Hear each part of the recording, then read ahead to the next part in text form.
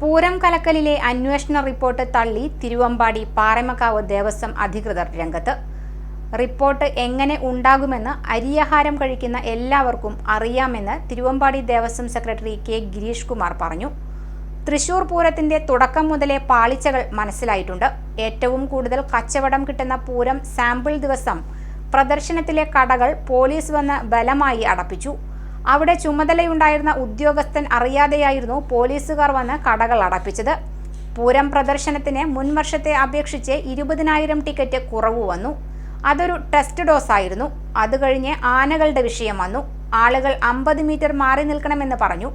ഒരു ദിവസം രാവിലെ മുതൽ ഇരു ദേവസ്വങ്ങളിലും പ്രശ്നങ്ങളുണ്ടാക്കി. ഭഗവാനെയും ഭഗവതിയെയും ആദരിക്കുന്ന സമയത്ത് കയറുമായി എത്തി പോലീസുകാർ തടഞ്ഞു. ആനകളെ തടയുന്ന കാര്യത്തിൽ NGOയുടെ വലിയ ഫണ്ടുണ്ട്. വലിയ ഗൂഢാലോചന പൂരം കലക്കാൻ നടന്നു. മുൻ വർഷങ്ങളിലും ചെറിയ ചെറിയ പ്രശ്നങ്ങൾ ഉണ്ടായിരുന്നു. ഇക്കൊല്ലം പക്ഷേ അത് അതിരുകടന്നു. ഇക്കൊല്ലം ദേവസ്വങ്ങൾക്ക് പിടിച്ചു നിൽക്കാനായില്ല. ദേവസ്വം ഒരു ചാഞ്ഞു കിടക്കുന്ന മരമാണ്. അതിന്റെ മേൽ കയറാൻ എല്ലാവർക്കും കഴിയും. അവസാനം ദേവസ്വങ്ങളുടെ മെക്കിട്ട് തന്നെ വരുമെന്ന് തനിക്ക് ഉത്തമ വിശ്വാസം ഉണ്ടായിരുന്നുവെന്നും അദ്ദേഹം വ്യക്തമാക്കി. കഴിഞ്ഞ 7-8 വർഷമായി പല ഉത്തരവിറക്കി ബുദ്ധിമുട്ടിക്കുന്നുവെന്ന് പാറമക്കാവ് സെക്രട്ടറി ജി രാജേഷ് പറഞ്ഞു. വനം വകുപ്പാണ് പൂരം തകർക്കാൻ മുന്നിലുള്ളത്. ജുഡീഷ്യൽ എൻക്വയറിയിൽ കാര്യമില്ല. CBI അന്വേഷണം തന്നെ വേണം. യഥാർത്ഥ കുറ്റക്കാർ പുകമറയുടെ പിന്നിൽ നിന്ന് ചിരിക്കുകയാണ്. ഫോറസ്റ്റ് GP നാഗരാജ് നാരായണന് സ്വന്തമായി ലോ കോളേജ് ഉണ്ട്. ജുഡീഷ്യറിയിൽ സ്വാധീനമുണ്ട്.